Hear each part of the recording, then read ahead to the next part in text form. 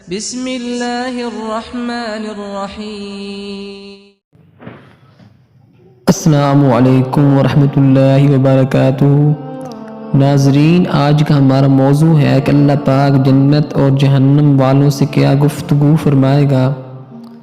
جب اللہ تعالی جنت والوں کو جنت میں اور دوزخ والوں کو دوزخ میں داخل کر دے گا تو ارشاد فرمائے گا، اے اہل جنت، تم دنیا میں کتنے سال ٹھہرے رہے ہو؟ وہ عرض کریں گے، اے رب العزت، ایک دن یا بعد دن، یعنی دن کا بھی کچھ حصہ رہے ہیں۔ تو ارشاد ہوگا، بہت ہی اچھی جزا اور بدلہ پایا تم نے۔ میری رضامندی اور میری جنت کو اس ایک دن یا بعد دن کی وجہ سے، پس اس جنت میں ہمیشہ ہمیشہ کے لیے ٹھہرے رہو۔ پھر ارشاد ہوگا، اے اہل جہنم، تم دنیا میں کتنے سال ٹھہرے رہے ہو؟ وہ عرض کریں گے، ایک دن یا بعد دن ٹھہرے رہے ہیں۔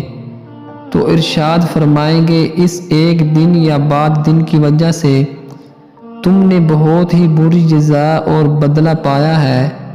میری غضب اور غصے کو پس اس جہنم میں ہمیشہ کے لیے ٹھہرے رہو۔